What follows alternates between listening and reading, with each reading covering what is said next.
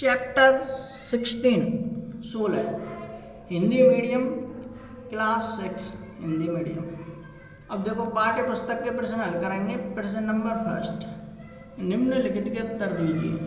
प्रश्न नंबर का, लाल केंचुए किस प्रकार के कचरे को कंपोस्ट में परिवर्तित नहीं करते? तो देखो उत्तर इसका,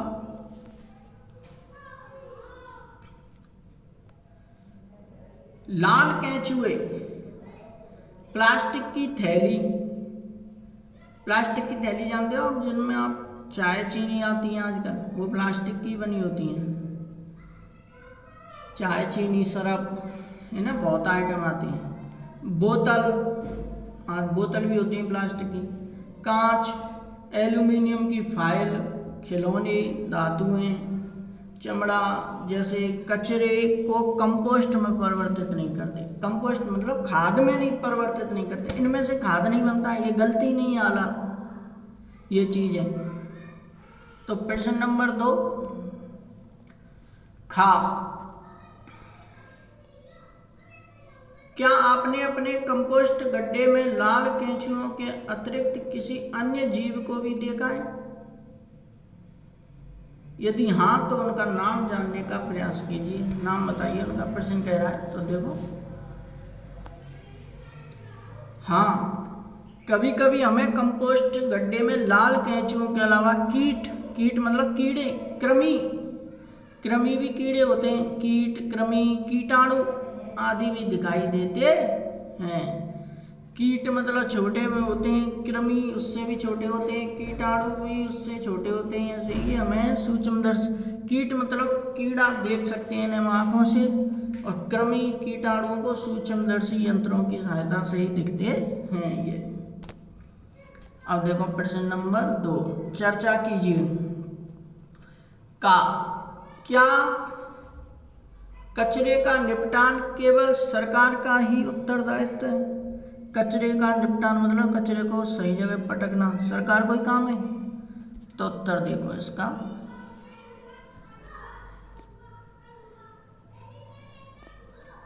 नहीं भाई, सरकार को काम नहीं है, सबका काम है।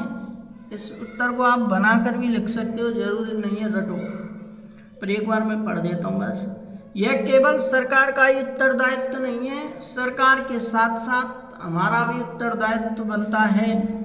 हमें प्रयास करना चाहिए कि हम कचरा कम उत्पन्न करें, साथ ही कचरा फेंकने से पहले उसे जांच लें कि उसमें कोई उपयोगी वस्तु तो नहीं है। हमें वस्तुओं का पुनर्उपयोग करना भी सीखना चाहिए।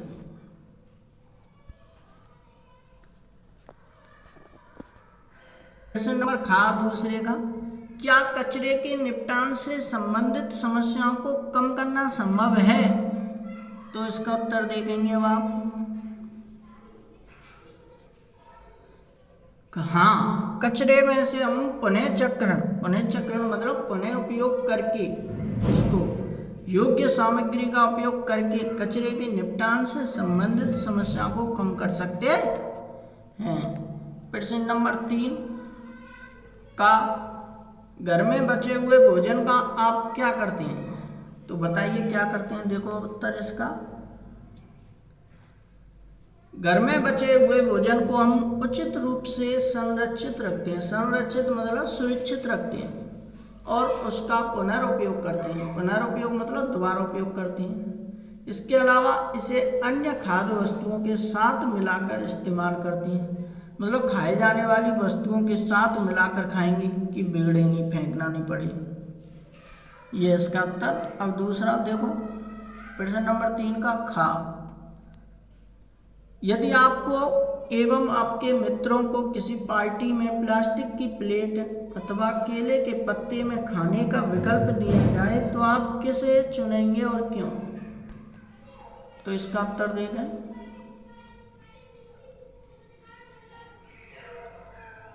हम केले के पत्ते में खाने का विकल्प चुनेंगे क्योंकि इसका निपटान बहुत आसान है। निपटान मतलब खत्म करना इसको, केले के पत्ते को।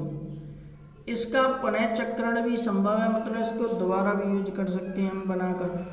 तथा यह प्लास्टिक की तुलना में अधिक पर्यावरण मित्रवत है, पर्यावरण का दोस्त है ये। अब प्रश्न नंबर 4, विभिन्न प्रकार के कागज के टुकड़े एकत्र कीजिए। एकत्र मतलब इकट्ठे कीजिए। पता कीजिए कि इनमें से किसका पुनःचक्रण किया जा सकता है। तो देखो,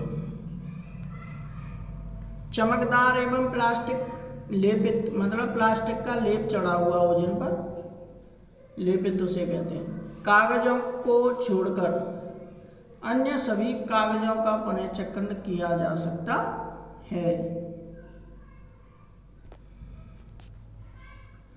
प्रश्न नंबर ख,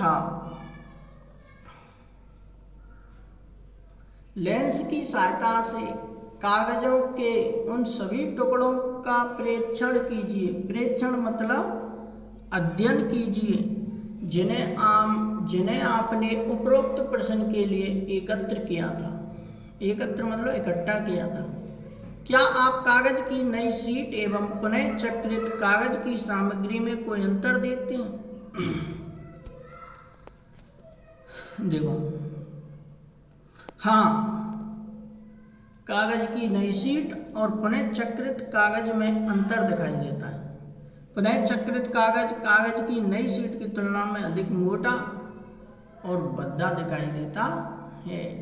कहते ना भाई, फर्स्ट कॉपी तो फर्स्ट कॉपी रहे, दूसरी कॉपी तो दूसरी फोटोकॉपी हो जाती है। जैसे एक असली फोटोकॉपी और भाई फोटोकॉपी करो तो नेका तो अंतर दिखता है। असली में असली दिखता है, फोटोकॉपी में फोटोकॉपी जैसा ही दिखता है। प्रश्न नंबर 5, पैकिंग में उपयोग होने वाली विभिन्न प्रकार की वस्तुएं एकत्र कीजिए। इनमें से प्रत्येक का किस उद्देश्य के लिए उपयोग किया था, समूह में चर्चा कीजिए। तो देखो इसका उत्तर पैकेजिंग में उपयोग होने वाली वस्तुएं जैसे लकड़ी के बक्से में कांच का सामान के लिए प्रयोग किया जाता है। कांच का डिब्बा, तो इनमें सजावटी सामान रखा जाता है। प्लास्टिक का कवर, तो प्लास्टिक के कवर में वस्त्र कपड़े रखे जाते हैं। गत्ते का बोर्ड में क्रॉकरी का सामान, गत्ते का बोर्ड में क्रॉकरी, जानते हो तुम? क्रॉकरी मतलब जैसे ये आते हैं कुरकुरे, वो या बालकों की छोटी छोटी चीज़ खाने लायक। कागज का थैला, इसमें हल्की खाद्य वस्तुएं मतलब खाए जाने वाली वस्तुएं रखी जाती हैं।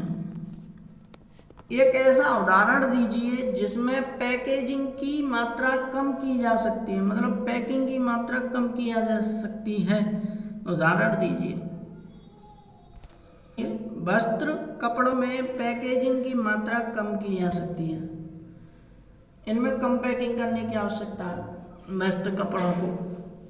अब तीसरा है गा, पैकेजिंग से कचरे की मात्रा किस प्रकार बढ़ जाती है। इस विषय पर एक कहानी लिखी है। तो देखो कहानी लिखेंगे आप इस पर। अब कहानी, मोहन अपने दोस्त सोहन को उसके जन्मदिन पर उपहार देना चाहता है। उपहार मतलब गिफ्ट। इसके लिए उसने एक पेन खरीदा जो प्लास्टिक और कागज के कवर में बंद था, परंतु मोहन ने उपहार को सुंदर दिखाने के लिए उसे एक और चमकदार कागज में लिपटवा दिया। इस प्रकार पेन पर 3 कवर हो जाते हैं। अगर मोहन चाहता तो वह सोहन को अकेला पेन भी दे सकता था बिना कवर के, परंतु उसने उस पर एक अतिरिक्त कवर और लिपटवाया जिसका कोई महत्व नहीं था। फैशन के लिए, केवल सजावट, हाँ वाहवाही हो गई उसकी, और कुछ नहीं, बर्बादी थी और कुछ नहीं। इस प्रकार पैकिंग के इस चमकदार कागज के कारण कचरे में वृद्धि हो गई। काम तो हम पेन को ही लेंगे, उसको सब थैली को फेंकेंगे जो उस पर चढ़वाया था। तो इससे क्या हो रहा है, कचरे में वृद्धि हो गई, कचरे में ही जाएगा। क्या आपके विचार में रासायनिक उर्वरक कहते हैं खाद के स्थान पर अपेक्षाकृत कंपोस्ट का उपयोग उत्तम होता है, मतलब खुद बनाते हैं उसे कंपोस्ट कहते हैं खाद। और एक होता है यूरिया, ये रसायनों की सहायता से बनाया जाता है। तो यह प्रश्न का मतलब यह है कि हम खुद बनाते हैं वह अच्छा होता है कि रसायनों की सहायता से बनाया जाता है उर्वरक वो अच्छा होता है। तो ये प्रश्न ये कह रहा है कि कंपोस्ट उत्तम होता है, खाद हम खुद बनाते हैं जिसे, वो अच्छा होता है। तो देखो उत्तर सहमत है हम इस बात से। हाँ, रासायनिक उर्वरक कहते हैं रसायनों की, केमिकलों की सहायता से जो खाद बनाया जाता है उसे रासायनिक उर्वरक कहते हैं की तुलना में कंपोस्ट बनता है कचरे से, जो हम कूड़ा कचरा इकट्ठा करते हैं उसमें से खाद बन जाता है सड़ गल कर, तो उसे कहते हैं कंपोस्ट का उपयोग उत्तम होता है, क्योंकि कंपोस्ट निर्माण के लिए हम रसोई तथा पादप व जंतु अपशिष्टों कहते हैं, जंतुओं का मलबा कूड़ा कचरा जो निकलता है उनसे, वो उसका अपशिष्ट होता है कूड़ा कचरा का उपयोग करते हैं हम। जंतु अपशिष्ट, जंतुओं के द्वारा जो हमें कचरा प्राप्त होता है बेकार, जिससे इस कचरे का उपयोग हो जाता है। कंपोस्ट के निर्माण एवं उपयोग से पर्यावरण भी दूषित नहीं होता। तो इसी के साथ ये चैप्टर होता है खत्म और आपकी ये पढ़ाई भी खत्म हो जाती है 6th क्लास के पाठ्य पुस्तक के प्रश्न। तो मिलते हैं अगली वीडियो में। वीडियो अच्छी लगी तो चैनल को सब्सक्राइब, वीडियो को लाइक एंड शेयर करना ना भूलें।